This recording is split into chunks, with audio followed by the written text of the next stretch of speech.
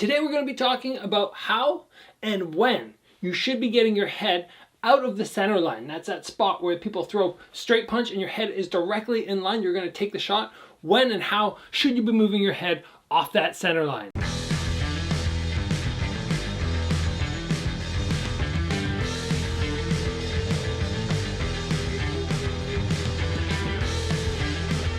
First off, guys, Happy New Year to everybody out there. I hope everybody had a fantastic New Year's Eve, and I hope the new year brings you so much success, prosperity, and happiness. I am really looking forward to 2022.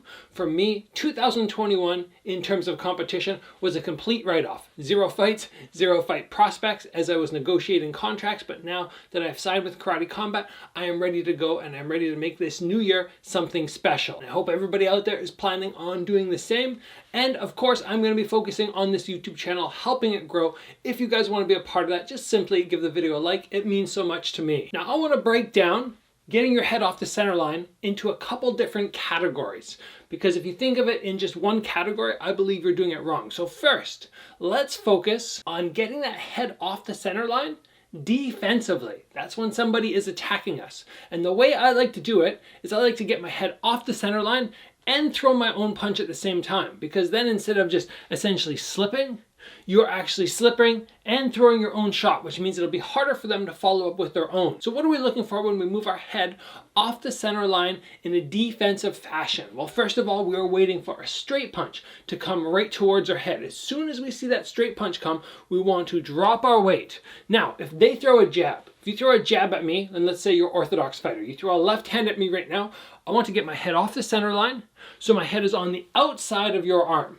If the jab comes out towards you, you have two options. Take your head to this side or this side. If you take your head to this side, there's more likelihood that I'm going to be able to counter you or throw the second shot and land. But if you moved your head to the other side, it's much further and harder for me to reach. So you're always safer going to the outside. So I see the jab coming, I drop my head and I throw my own jab, trying to come right under your arm into your chin. This to me is a fantastic way to get your head off the center line and stop people from being offensive. If every time I move forward and throw a jab offensively, and then the opponent I'm throwing at gets their head off the center line and lands that shot to my chin, I'm not going to want to make an offensive move too many times over and over, not at least without faking. So the first thing that we can do is make sure we just, whenever we see the jab or the cross, jab comes, head off the center line, cross comes, head off the center line. This is a defensive way to move that head off that center point and land your own shot at the same time. The next way that you can utilize head off the center line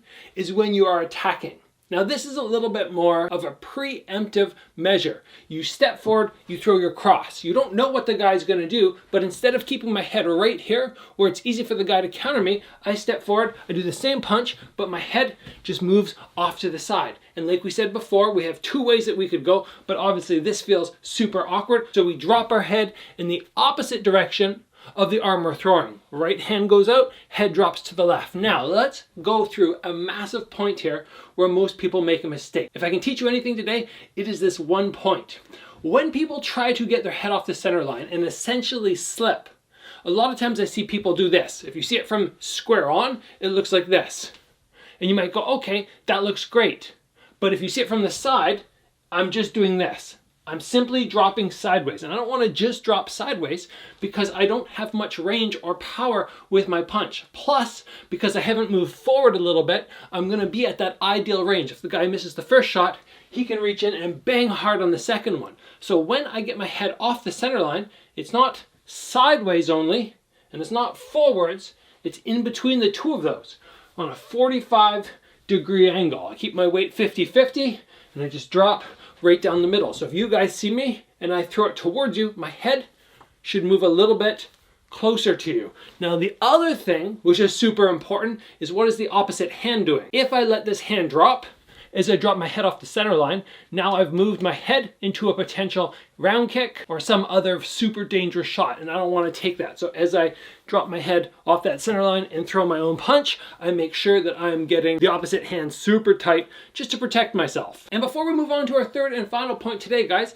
if you missed yesterday's video, It's right up there. Check it out. I review celebrities' boxing skills, real skills, not just what they look like in the movies, but them actually hitting pads. We look at Tom Holland, Tom Hardy, Chris Hemsworth, Snoop Dogg, Justin Bieber. I think we went through 9 celebrities. It was a really fun episode to make, so if you haven't checked it out, make sure you do so after this video or just click on the link right now. Now let's move into the final time where you want to be getting your head off the center line. We have talked about it defensively, we've talked about it offensively, but what happens if you get in a fray? You're just throwing shots and you keep your head in one spot. Well, in these instances where I'm just throwing, trying to land and my head's right here, again, I'm very easy to counter. So I could just move in with my head straight up, and then when I start throwing my hooks, drop my head down to the side. And we see guys like Dominic Cruz utilize this so well. He's so hard to catch. Number one, because of his footwork, but number two, when he throws, his head is always moving. It's very difficult when he's mid-combo to find his head. I'm not a big fan of this personally. I don't find it's very effective for me. I feel a little bit off balance. I feel like my body's just not liking the movement. I prefer to go something more like 1, 2, drop, and then get right back up, as opposed to doing multiple shots where my head's always jumping from side to side. But if you can pull it off, especially if you're an MMA fighter who have 4-ounce gloves, small gloves, swinging at your head, it's a good idea to make sure the head is constantly staying out of range, is constantly on the move. So we can utilize the head off the center line defensively when somebody comes towards us, we make them pay. We can use it offensively at the beginning of a combination, and then we can keep our head in place, but we have the nice easy entry point, a nice safe entry point with our head off that center line. This attack or approach to the beginning of a combo is super important if you're the shorter fighter in a match. I want to get my head off the center line on my first move, and then once I've closed that distance and I'm within range, and now I can let my hands go. And then the final point, which we just talked about, was once we get to the inside and we're throwing, if the guy starts throwing back at us, we get our head off the center line mid-combo, and that will keep us extra safe as well. Overall, getting the head off the center line is a fantastic idea, something you should be trying to utilize very frequently, especially in the early stages of a fight or early stages of sparring with somebody new. You want to be ultra safe. After you've established that maybe they're not as dangerous and you don't have to get your head off the center line every time, then you can go and start throwing your hands with your head a little bit more stationary. But early on, it's a good idea to make sure that that head is in a safer spot than right above your feet every time you punch. So that's it, guys. I hope you enjoyed the episode. I hope the first day of 2022 is treating you great. And guys, if you haven't already, please give the video a like. If you haven't, join the channel and get subscribed. My goal in early 2022 is to get this channel over 100,000 subscribers. I'm going to be so happy when that happens. It's going to be the equivalent, or maybe not quite, but almost the equivalent of winning one of these belts for me. I will be very proud, and I appreciate your guys' support. Guys, make 2022 a year of action. Make big things happen. Get in shape. Stay healthy. So train hard, and I'll see you guys back here soon for another video.